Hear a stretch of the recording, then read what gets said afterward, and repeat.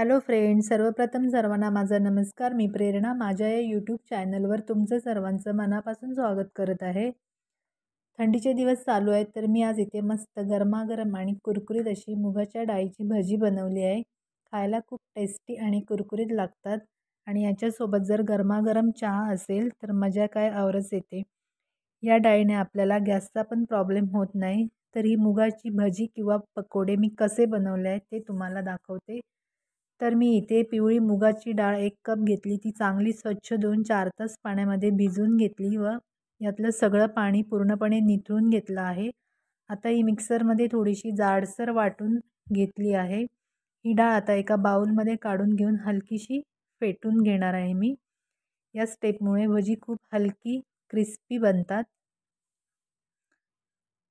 हे बघा, थोडंसं असं फेटून घ्यायचं, जास्त पण फेटायचं नाही. बघा, इथे थोडासा कलर चेंज झाला आहे आणि थोडंसं मिश्रण फुलून आलं आहे. तर आता मी याच्यामध्ये एक एक जिन्नस ॲड करते. तर मी इथे एक मोठा कांदा बारीक कापून घेतला आहे, तो टाकला. अर्धा चमचा आलं लसूण पेस्ट,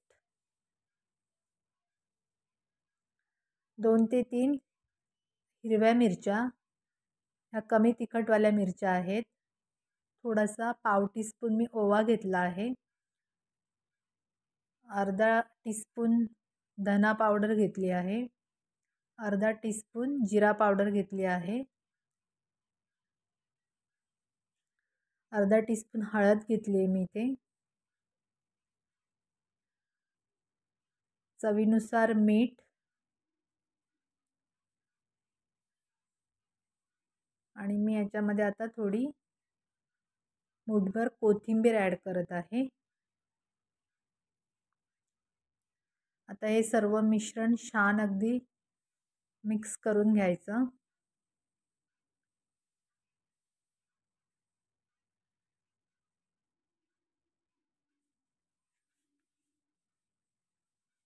बघा, इथे सगळं मी व्यवस्थित असं छान मिक्स करून घेतलं आहे.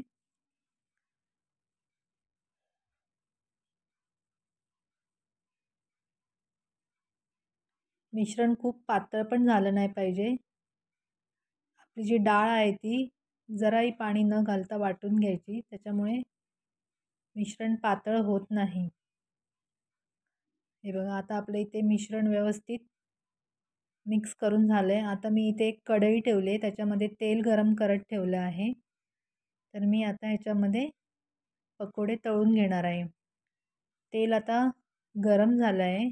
गॅस माझा मीडियम आचेवर आहे. आता हे बघा, मी छोट्या छोट्या पार्टमध्ये भजी घालते आहे.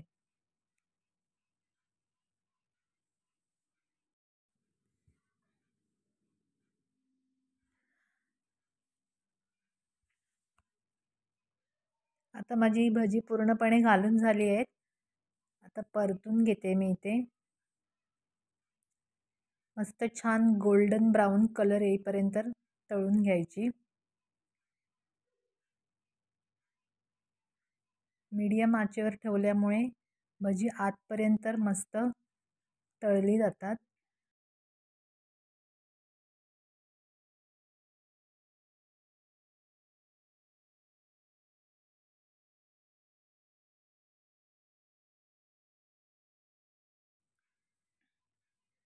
मी इथे या भज्यामध्ये ना सोड्याचा वापर केला किंवा बेकिंग पावडरचा वापर, तरी पण भजी किती छान फुललेली आहेत बघा. मस्त क्रिस्पी गोल्डन ब्राऊन कलर आला आहे. तर अशा पद्धतीने भजी केली तर खूप छान आणि सुंदर लागतात.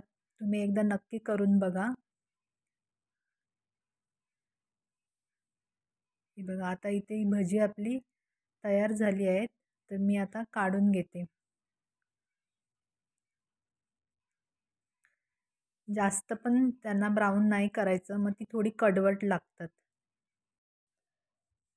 माझी जर ही रेसिपी तुम्हाला आवडली असेल तर नक्की एकदा करून बघा. तसेच लाईक करा, शेअर करा आणि सबस्क्राईब पण करा. तसेच कमेंट्स पण करायला विसरू नका. तर आता मी पूर्णपणे इथे भजी काढून घेतली आहेत. आता आपली भजी इथे रेडी आहेत. भजी म्हणा, पकोडे म्हणा, लाल चटणी किंवा हिरव्या चटणीसोबत खायला तयार. तर हे बघा, मी इथे एक टेस्ट करते आहे. वाव, खूप मस्त. व्हिडिओ पाहिल्याबद्दल धन्यवाद. थँक्यू.